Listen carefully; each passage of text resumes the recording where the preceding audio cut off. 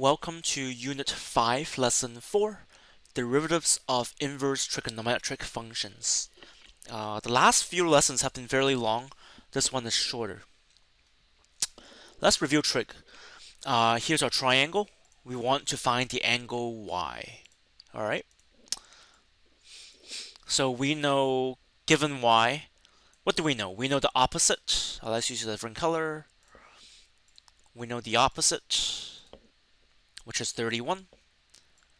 We know the adjacent, which is 23.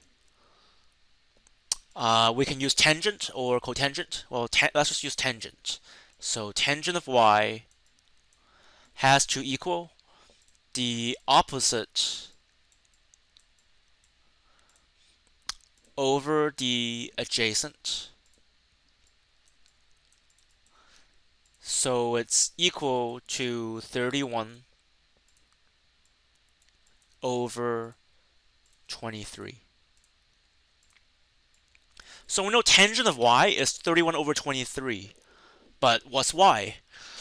Well, we want the inverse function for tangent y. Because if tangent of y equals 31 over 23, what we're looking for then is, we call it y is equal to, we can write it this way, tan negative 1x, because this is the inverse tangent. This is the inverse function for tangent of 31 over 23. It's the reverse. If we use Google. By the way, another name for inverse tangent is arctangent. They mean the same thing. So arctan and tan to negative 1x, same thing. So what we are looking for is arctan of 31 over 23, which is about 0.93 radians. To convert that into degrees, we can also just do 0.93 radians in degrees, and it's about 53 degrees. And we know that 180 degrees is pi, 90 degrees is pi over 2 radians, and so forth. Okay. So to figure out y, we had to use the inverse tangent function, or arctan. Next.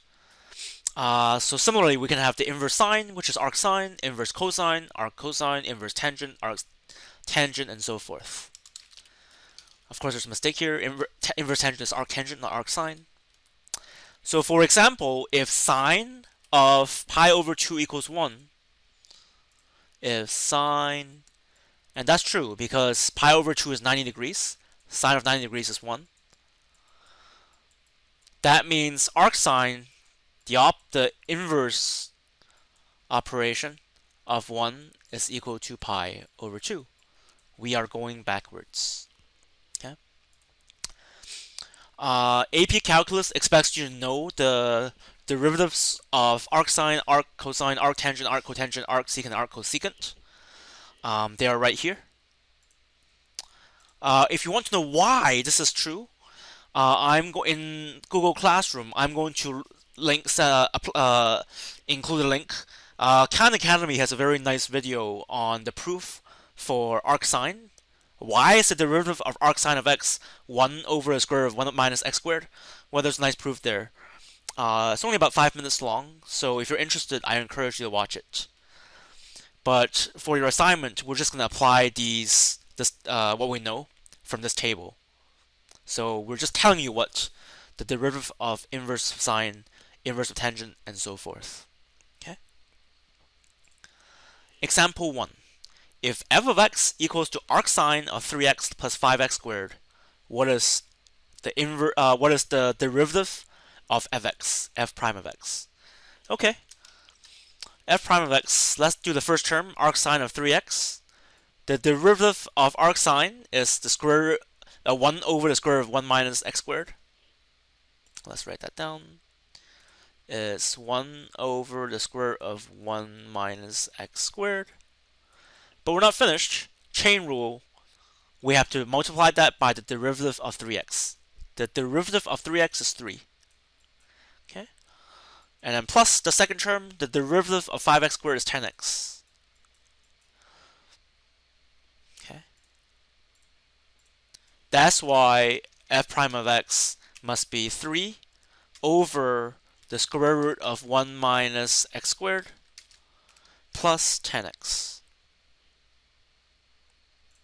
Next, example 2. G of x is inverse cotangent of x divided by 2x plus 5. Okay. To solve this one, we have to apply quotient rule. Quotient rule says low d high, low, which is 2x plus 5, times d high, the derivative of cotangent. The derivative of cotangent, as we can see from this table, is negative 1 over x squared. So it's negative 1 over 1. Sorry, I said the wrong thing. It's negative 1 over 1 plus x squared. So it's negative 1 over 1 plus x squared. Okay. Low d high. Minus high d low. High is inverse cotangent x. D low, the derivative of 2x plus 5 is 2. Okay. Over the square of what's below. So the square of 2x plus 5. And that's it. That's it. Okay? So that's it for derivatives of inverse trigonometric functions.